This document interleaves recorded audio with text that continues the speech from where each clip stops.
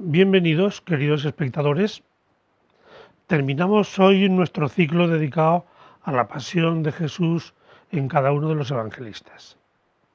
Hemos estado haciendo un recorrido en donde los sinópticos, por cierto, recordamos que los sinópticos son los tres primeros evangelios a los cuales les damos una visión de conjunto precisamente por el mucho parecido que tienen, y así confrontándolos juntos se ve claramente las semejanzas, que son muchas, y también las diferencias. Pero hoy nos vamos a encontrar con otro evangelio que tiene sus grandes diferencias. En los tres primeros, Marcos, Mateo y Lucas, veíamos algunas cuestiones comunes. Primero, una visión de un Jesús caminante. Para ellos la vida, al estilo de la antigua tradición bíblica, la vida es un camino que todos recorremos. Desde el Éxodo, la vida es una salida que hacemos, que debemos hacer, que nos toca salir, tanto a nivel mental como religioso, que es muy importante también, como físico, biológico, etc. Y en ese camino que vamos haciendo por la vida, nos vamos encontrando con muchas personas. Y nuestra vida y nosotros mismos nos vamos haciendo precisamente en ese intercambio de relaciones y de encuentros. Ellos imaginan a Jesús haciendo el camino de la vida también. En ese camino se va encontrando con muchos. Él tiene una sensibilidad especial para tener muy en cuenta a los que están al margen del camino, fuera de, que no pueden seguir el ritmo de los demás o que ni siquiera pueden entrar dentro. Y entonces él está muy preocupado. Y eso despierta mucha admiración en quienes le acompañan. Y entre lo que ven, lo que le oyen, le surge continuamente la pregunta: ¿quién es este Jesús tan humano, tan lleno de sensibilidad por los demás, y que dice y que habla de Dios como el fundamento y la base precisamente de esa humanidad suya, que construye su gran personalidad precisamente desde esa relación de confianza con un Dios al que él llama Padre? Y veíamos que al final, pues todo va preparándose para unos encuentros muy duros, que son los que forman ese final de la vida de Jesús, y finalmente con la muerte. Eso nos despierta muchas preguntas, nos cuestiona muchas cosas y refleja muchas situaciones de nuestra vida humana. Al final, siempre en estos tres aparece el sentido de la resurrección como afirmación de futuro más allá de la muerte, pero también como afirmación de futuro más aquí en la vida, porque la convicción y la experiencia de esa resurrección nos da una forma distinta de vivir ya ahora. Pues eso sería un poco el conjunto, a grandes rasgos, de estos tres evangelios. Hoy vamos a preguntarnos por el Evangelio de Juan. Para hacernos preguntas nos acompaña como guía nuestra profesora Estela Aldave. Ya nos ha acompañado en algunas ocasiones. Ella es profesora de Biblia en el Centro de Teología, se formó en Bilbao haciendo teología bíblica, tiene la tesis doctoral también precisamente sobre la tradición de Juan y algunas cosas muy bonitas que ella desarrolla ahí en su tesis, y ya tiene mucha experiencia, aunque es joven, pero ya tiene mucha experiencia magisterial, de maestra, de profesora.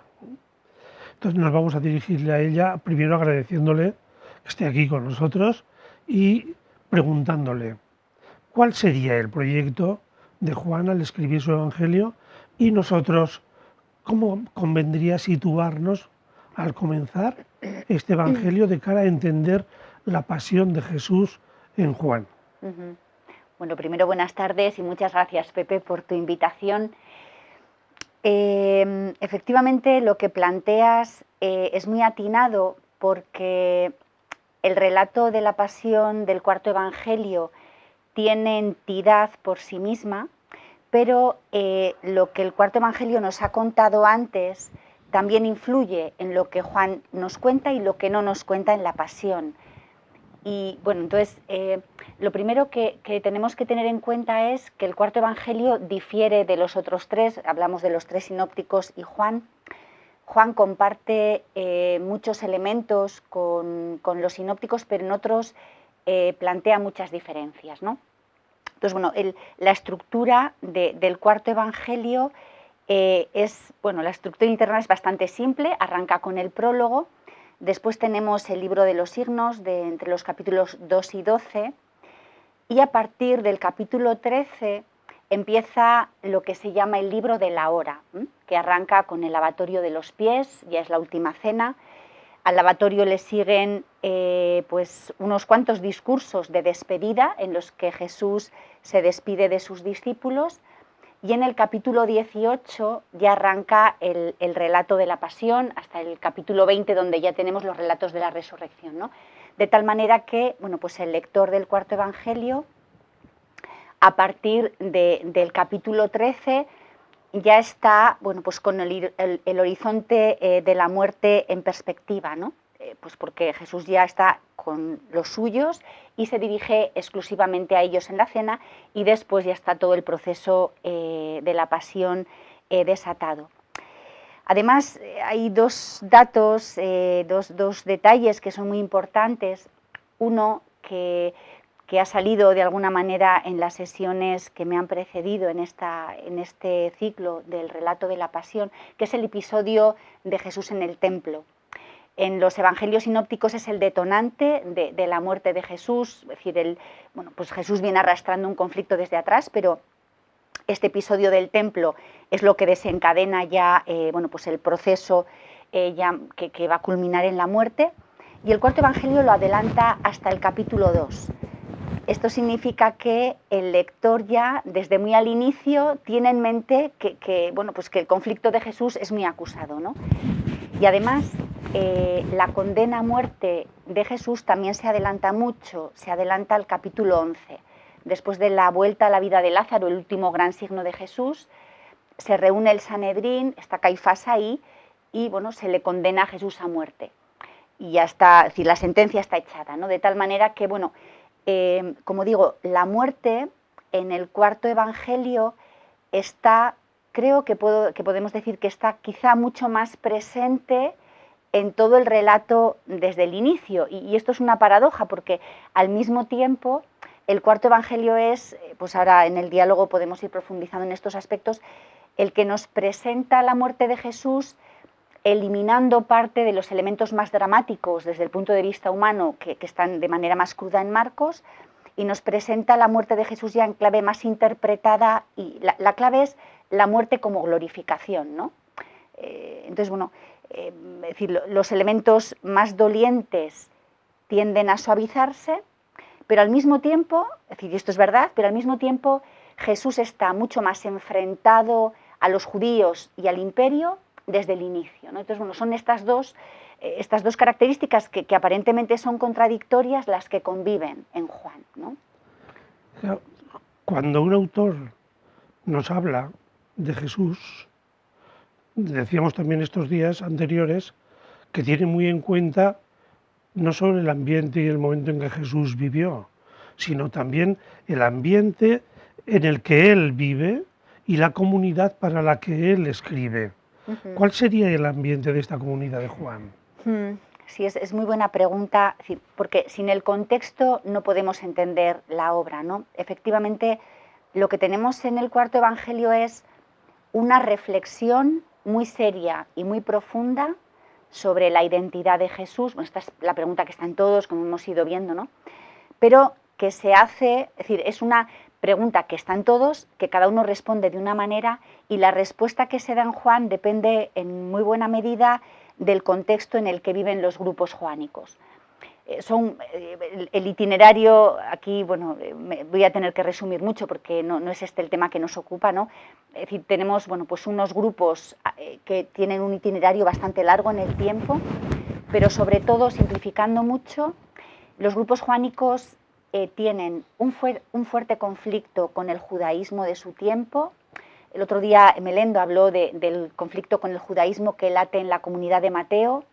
en algunos aspectos es similar, es decir, la comunidad de Juan es una comunidad que se siente a sí misma judía, pero está en un fuerte conflicto con la sinagoga. De hecho, hay varios textos que nos habla de expulsión, ¿no?, aposinagogos.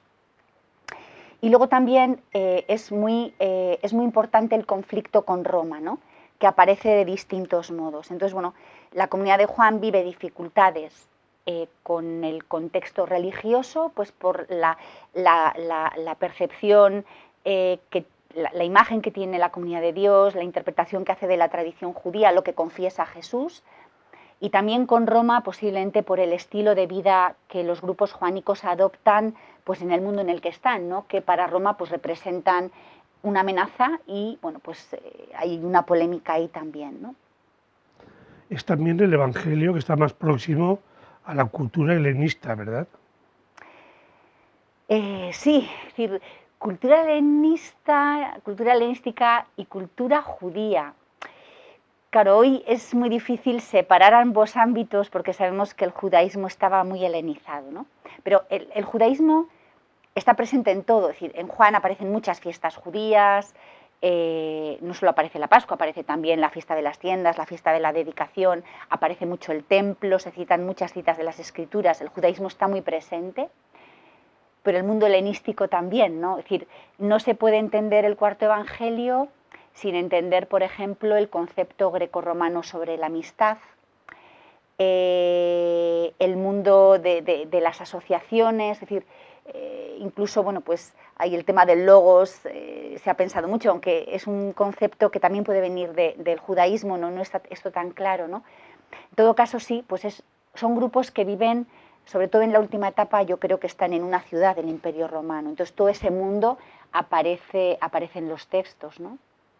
Luego, toda persona que se acerca al mundo de la filosofía tiene necesariamente que plantearse la cuestión del logos, la palabra, ¿no?, el lenguaje, Uh-huh. de qué manera somos capaces de expresar y de expresarnos, y cómo el lenguaje nos dice y al mismo tiempo nos interroga, ¿no?, y cómo ese lenguaje pues, nos hace ver que las palabras normales que utilizamos en la vida en el fondo esconden unos sentidos mucho más profundos del que habitualmente parece que no les damos y sin embargo están ahí, están. Uh-huh. La muerte entonces de Jesús en el Evangelio de Juan tendría un sentido algo mayor que el puramente físico. Claro, que decir, la muerte de Jesús aparece en el cuarto evangelio, es decir, como una muerte. Es muy difícil sintetizar aquí cuáles Pues son si te para el parece, cuarto evangelio, perdona que acabe esto, que es importante, si no, igual luego se me olvida. ¿Qué significa para Juan la muerte de Jesús y qué implicaciones tiene, ¿no? Pero yo sí que diría, de momento, para que no se me olvide, que es el tema del amor. tema del amor. Del amor. Es decir, es decir, la muerte de Jesús, en su muerte, con su muerte, Jesús nos muestra cómo está Dios en la historia, como un Dios, hablaba Melendo y con mucho acierto el otro día, ¿no? La muerte es decir, un Dios que es vulnerable por amor. Es decir, eso está en el capítulo 13, ¿no? Los amó hasta el extremo, es decir, ahí liga el cuarto evangelio, es decir, es un texto muy complejo, muy bello, pero se liga el gesto del lavatorio, donde Jesús asume el último lugar, quizá imitando a Dios, ¿no? Dios que está ahí, es decir, Dios que asume el último lugar, que se hace vulnerable, que se hace último, esto es muy tremendo. Y esta es la entrega, ¿no? La entrega por amor. Entonces, yo creo que este es uno de los hilos que está, pero el relato joánico de la Pasión tiene muchos hilos y tiene múltiples Pero interpretaciones, creo. uniendo esto que nos dices, de la muerte como expresión de un amor y de una vulnerabilidad libremente asumida por amor, ¿no?, entonces nos lleva también a lo que estos días nos hablaban los profesores anteriores con la expresión, la expectativa mesiánica, sentido de un Mesías que en el mundo judío tenía una espera de un Mesías grandioso, poderoso, todo como nos imaginamos todavía hoy, que la salvación de la historia está en manos de los poderosos y de las grandes potencias, ¿no? Y sin embargo, la salvación parece que se nos ofrece de otra manera, de una manera mucho más sencilla, vulnerable. Háblanos de ¿Cómo se escenifica eso en la Pasión de Juan?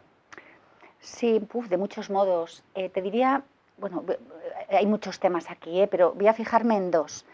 En primer lugar, el concepto de gloria, que está muy presente en Juan. Gloria en griego es doxa, es un término que se puede aplicar al campo del honor, ¿no? Entonces, lo que viene a decir el cuarto evangelio cuando presenta la muerte de Jesús como glorificación es que el honor se manifiesta en la cruz. Que esto es una afirmación muy seria y muy subversiva, ¿no? Porque es decir, el lugar social de menor honor, es decir, desde el punto de vista humano, es, dice el cuarto evangelio, el lugar en el que, por la intervención de Dios, que se convierte en el lugar de mayor honor. Es decir, que quien ve la realidad con los ojos con los que la ve Dios, invierte los términos del honor. Por tanto, lo que consideramos menos honorable, bueno, aquí nos resuena Pablo, pero está esto también en Juan, lo que para nosotros es menos honorable es lo que Dios honra más, ¿no? Entonces esto está. Y luego está, hay muchas cosas, pero bueno, me voy a fijar en la segunda, una contradicción que hay también en el relato de la pasión, ¿no? Una paradoja. Por una parte, la escena del prendimiento es una teofanía, ¿no? Es decir, así como en los sinópticos Jesús aparece ahí como víctima, en el cuarto evangelio no hay agonía, no hay oración de súplica que pase de mí esta hora, sino que Judas no hay beso, es decir, es Jesús quien en el Cedrón da un paso adelante y sale al encuentro de los que vienen a prenderle. Es él quien entrega la vida, ¿no? Nadie se la quita, la da él, ¿no? Que es una escena, decía, de teofanía, porque ¿a quién buscáis? A Jesús el Nazareno, yo soy, que es el nombre divino, ¿no? La segunda vez que pronuncia, ¡plof!, se cae en la tierra, es una creación.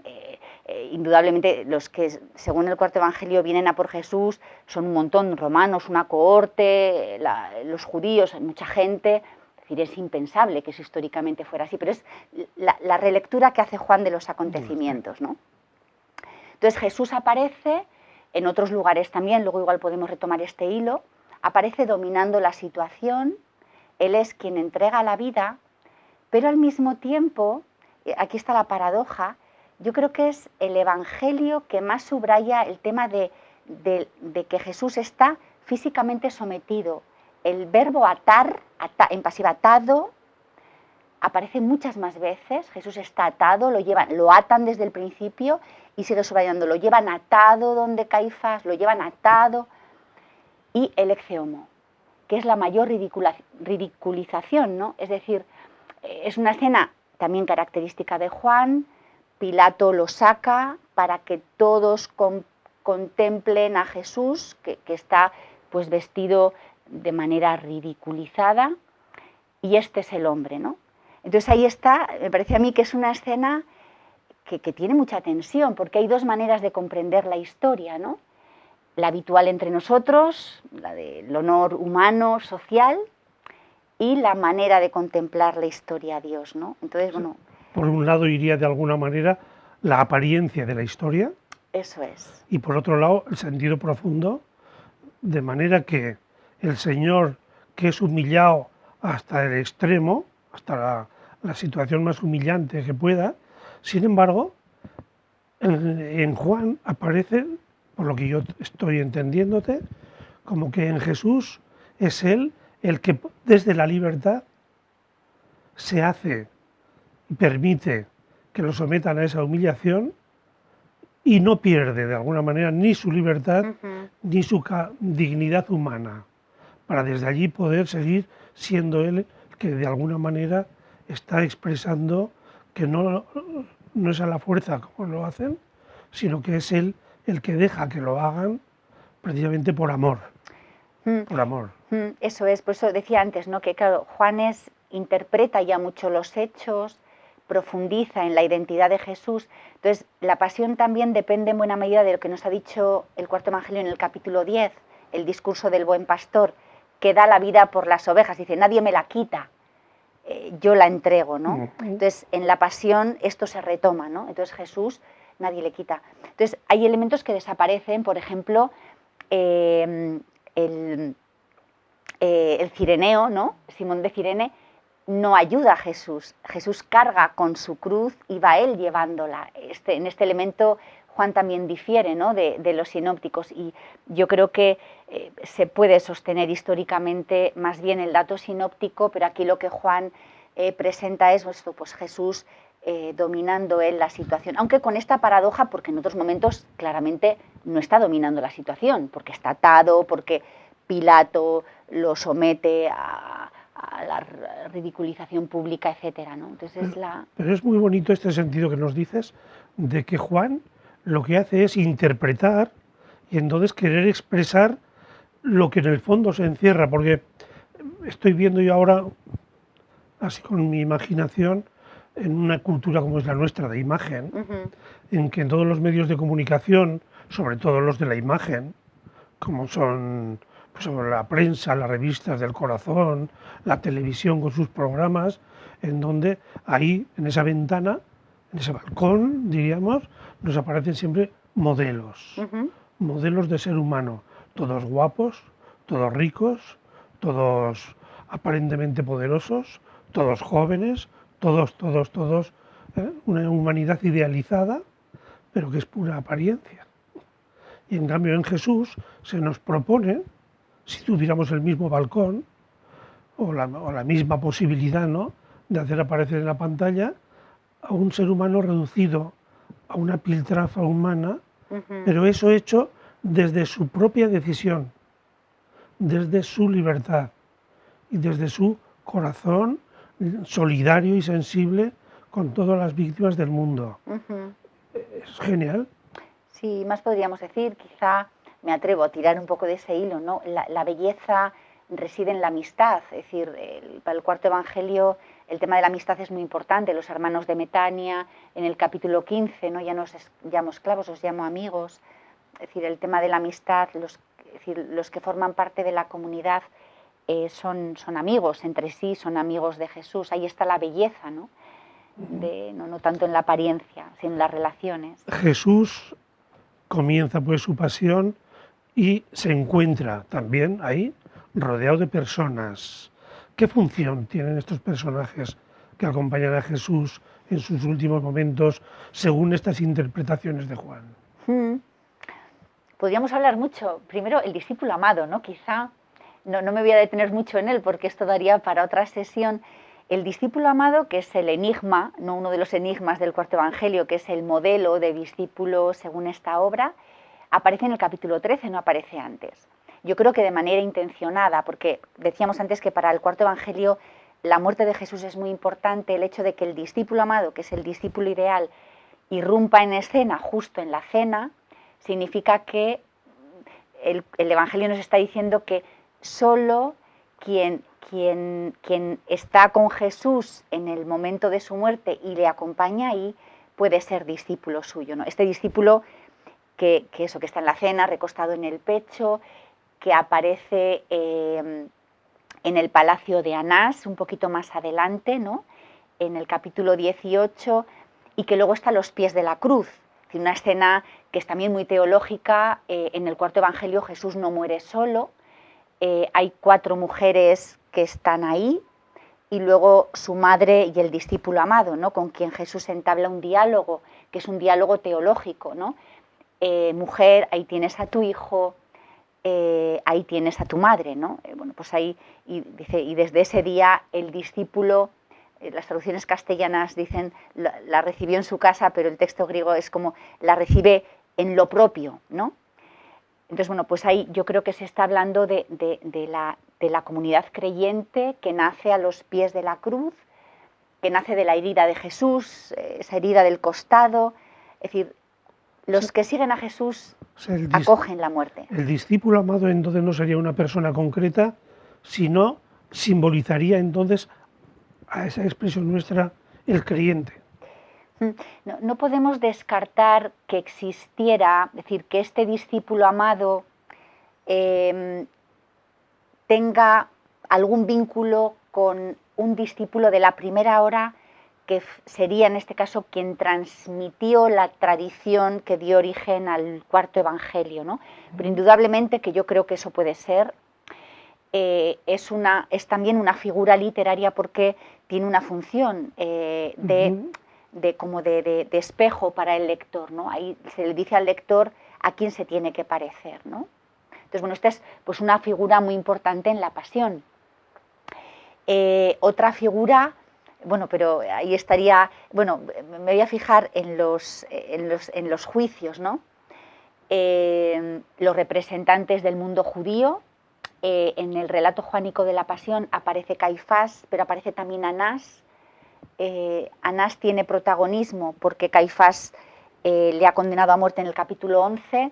Entonces es el juicio romano, el juicio judío, disculpa, y Pilato en el juicio romano. Entonces, bueno, estos dos personajes, Anás por un lado, en el relato de la Pasión, y Pilato por otro, van a tener una función muy importante. Aquí, si me permites hablar un poquito de una cuestión que me parece importante, se están retratando cuestiones de tipo histórico. Ya hemos visto estas semanas que todos los evangelios, todos los relatos de la Pasión nos hablan de este doble juicio, uno religioso y otro político.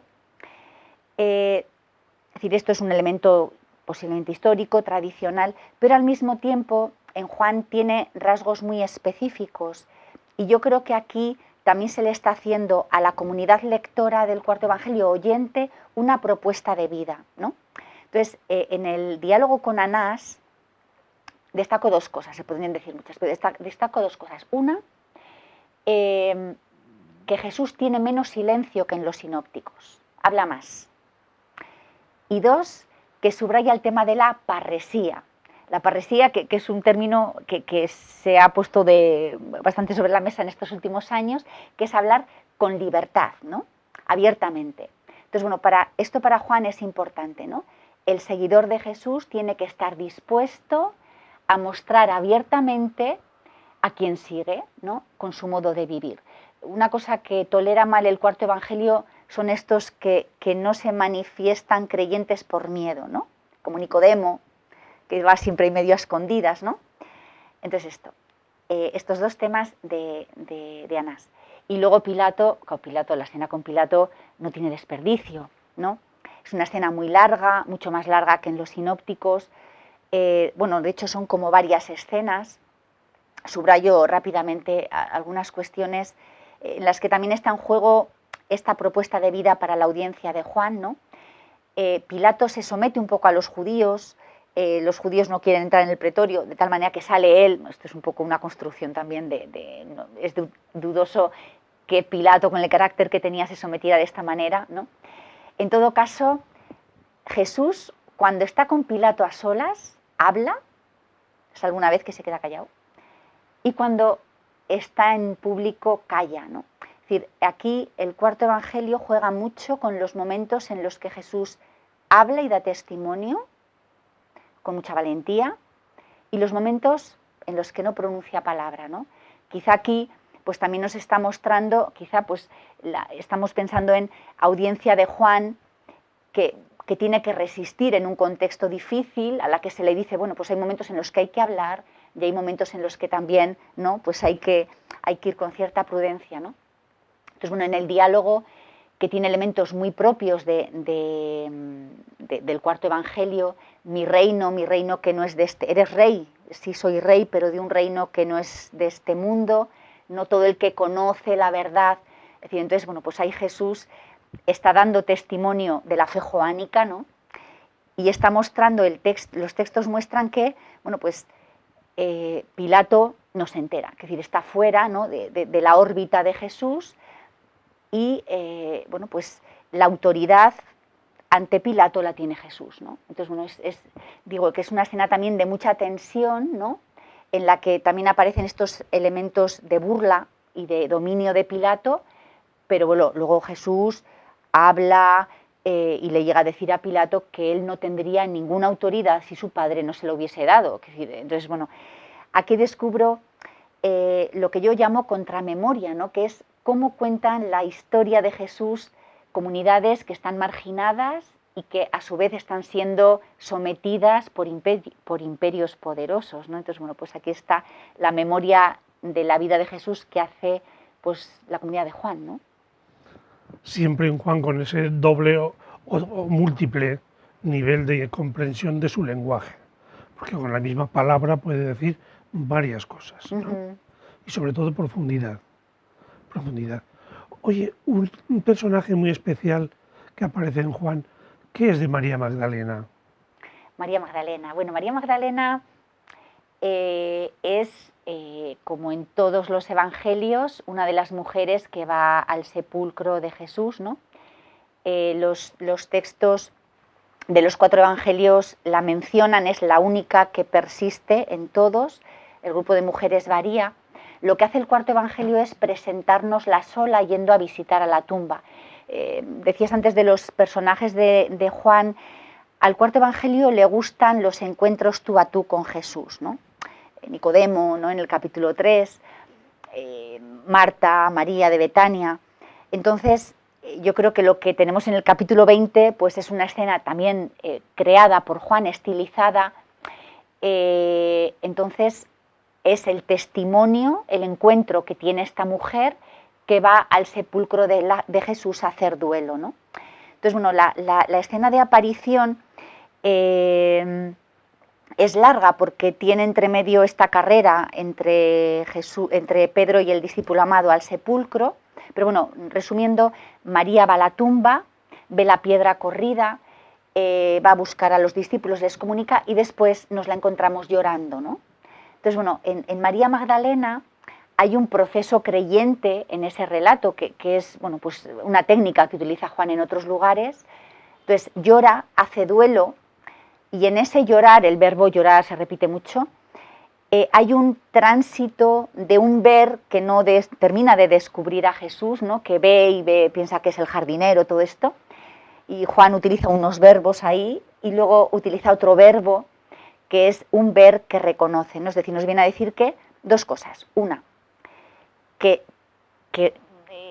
descubrir al resucitado no es obvio, ¿no? Que hay que hacer un proceso y hay que educar la mirada para ser capaz de descubrir al resucitado entre nosotros. Y 2, y este aspecto me parece que es muy importante en el 4.º evangelio, que solo quien afronta la muerte y está ahí y asume la vulnerabilidad de la pérdida, ¿no? Que implica el sepulcro, descubre al resucitado. Es decir, María es la que descubre a Jesús porque afronta el duelo. Pedro y el discípulo amado han ido al sepulcro, dice el texto que el discípulo amado vio y creyó, pero no se encuentran con Jesús. La que se encuentra con el resucitado es María, ¿no? Entonces, bueno, estas lágrimas que vehiculan el duelo son muy importantes para el 4.º evangelio. Son lágrimas que también aparecen en el capítulo 11 de Lázaro, ¿no? Cuando las hermanas también hacen duelo por su hermano, ¿no? Entonces, bueno, resumiendo mucho, para el 4.º evangelio la vida resucitada, la vida nueva, se descubre atravesando el dolor de la pérdida, ¿no? Entonces, bueno, esto te diría de María Magdalena. Y luego, bueno, pues que es la primera anunciadora, ¿no? Como, en este caso, como Mateo, ¿no?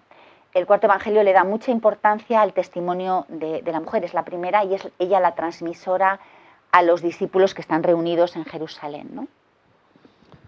A ver si soy capaz yo de expresarte lo que nos has dicho y lo que nos has querido transmitir, que en la vida hay distintas formas de mirar el mundo, de mirar la vida y de descubrir, por lo tanto, y que eso requiere de alguna manera un aprendizaje y es un proceso y que en esa mirada no podemos, digamos, desbancar de la realidad cosas simplemente porque no nos gusten, sino que la vida hay que asumirla en toda su totalidad y en su globalidad.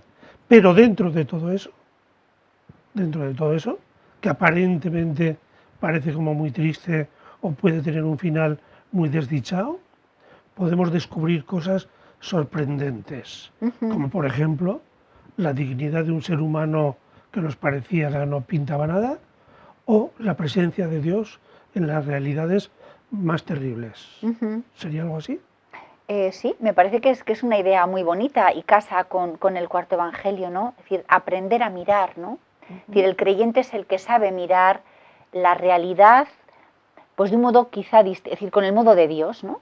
Podemos decir así que es que Dios mira de una manera distinta a la manera en la que solemos mirar, ¿no? ¿Mm? Sí, sí. Y finalmente la resurrección. ¿Qué es? ¿Qué nos dirías tú de ese proceso que también él nos dibuja de un Jesús muerto, pero que de repente hay una experiencia de resurrección? Sí, quizá voy a subrayar algunos elementos que aparecen en la segunda escena, en la que nos suena, ¿no? De la de Tomás, ¿no? Que están ahí encerrados con miedo, ¿no? En primer lugar, esto, el miedo. Es decir, están atemorizados con las puertas cerradas por miedo a los judíos y Jesús se presenta ahí deseándoles la paz, que luego se vuelve a repetir, ¿no? Para el cuarto evangelio, el resucitado es quien da la paz. Un tema que aparece también en los discursos de despedida, ¿no? En el mundo tendréis tribulación, pero tendréis también mi paz, ¿no? No la misma paz que os da el mundo, sino otra paz. Entonces, bueno, eh, quien cree en Jesús resucitado experimenta la paz y también trabaja por la paz. No hemos podido entrar ahí, pero en el diálogo con Pilato también aparece esto, ¿no? La respuesta no violenta de Jesús. Pero bueno, este es otro tema. Entonces, la paz. Otra cuestión, el envío, ¿no? El envío misionero y el envío para perdonar. Es decir, eso también aparece en el cuarto evangelio. Eh, Jesús no acaba en la cruz, Jesús está vivo y nos envía. Y además nos envía como criaturas nuevas. Hay un detalle muy bonito en este segundo relato de aparición que es, dice, leo, es decir, cito la traducción castellana, ¿no? Les insufló el espíritu. Es el mismo verbo griego que aparece en el segundo relato de la creación, cuando Yahvé insufla el espíritu de vida en Adán, ¿no? Es el mismo término. Entonces, bueno, pues Jesús les da a los discípulos que están ahí atemorizados, ¿no? Les exhala su espíritu, un espíritu de vida, y bueno, les permite ser criaturas nuevas, podemos decir, ¿no? Y para perdonar pecados, ¿no? Entonces, bueno, esto quizá ya son bastantes, ¿no? Ingredientes. La resurrección sería parte de esto, ¿no? Y también otros elementos, ¿no? Por ejemplo, comer juntos, la siguiente escena del lago, ¿no? La vida resucitada, pues la experimentamos también, pues en comidas, ¿no? La cena del Señor y otras comidas, la comunidad creyente que se reúne para comer. Es impresionante, a mí al menos me parece, esa aparición de Jesús en que efectivamente comunica la paz, pero nos da la misión, la tarea de transmitir el sentido de perdón, que somos los responsables de que todo el mundo se sienta perdonado. Cuando a veces podemos ser precisamente transmisores de miedo, ¿no? Ujú, Y sin embargo Jesús nos encarga todo lo contrario. ujú, Sentido de paz, nos decías, y el sentido de perdón. Dios siempre es perdón, siempre. ujú. Y nosotros a veces ponemos condiciones, ponemos pegas, sin embargo Dios es siempre perdón. Y qué responsabilidad tan enorme nos cae para la historia de ser precisamente eso, testigos del perdón y de un perdón incondicional por Ujú. parte de Dios.